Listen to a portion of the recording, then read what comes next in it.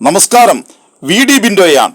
പ്രിയമുള്ളവരെ, മലയാളിയായ അർജുൻ എന്ന് പറയുന്ന ഒരു ലോറി ഡ്രൈവറായ ഒരു ചെറുപ്പക്കാരനെ കർണാടകയിലെ ഷിരൂരിൽ വെച്ച് മണ്ണിടിച്ചിലിൽ കാണാതായിട്ട് ഇന്നേക്ക് 6 ദിവസം പിന്നിടുകയാണ്.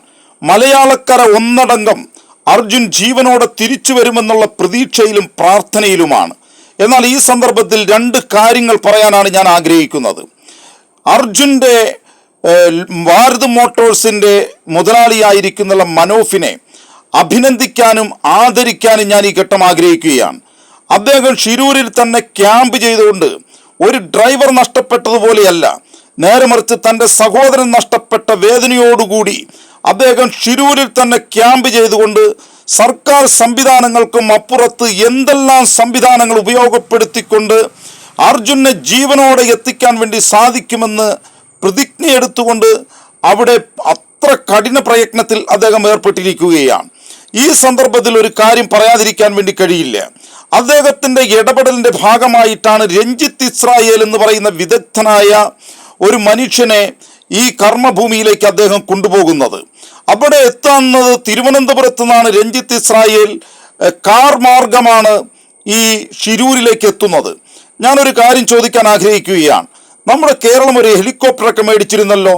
എന്തുകൊണ്ടാണ് രഞ്ജിത്ത് ഇസ്രായേലിനെ ആ ഹെലികോപ്റ്ററിൽ എത്രയും പെട്ടെന്ന് ഷിരൂരിലെത്തിക്കാനുള്ള ഒരു നടപടിക്ക് നമ്മുടെ സംസ്ഥാന ഗവൺമെൻറ് തുനിയാതിരുന്നത്? ഇപ്പോൾ കുവൈറ്റിൽ തീപിടുത്തമുണ്ടായപ്പോൾ കേരളത്തിൽ നിന്നും അവിടെ കർമ്മസേനയെ അയക്കാൻ വേണ്ടിയിട്ട് സാധിക്കാതെ പോയതിൽ വിലപിച്ച മന്ത്രിമാരുള്ള സംസ്ഥാനമല്ലേ ഈ കേരളം? ഞാൻ ചോദിക്കുന്നത്, വിമാനം കയറേണ്ടതില്ല, ഇവിടെ നിന്നും കുവൈറ്റിൽ പോകുന്നത്ര ദൂരവുമില്ല, എന്നിട്ടും എന്തേ ഇവിടെ നിന്നും മന്ത്രിമാരാരും ഈ ഷിരൂരിലേക്ക് പോകാത്തത്?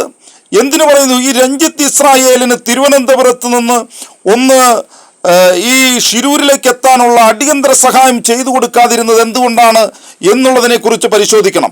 അദ്ദേഹത്തിൻ്റെ സ്വന്തം റിസ്കിലാണ് തിരുവനന്തപുരത്ത് നിന്ന് ഷിരൂരിലെത്തിയത് എന്നാണ് പറഞ്ഞത്.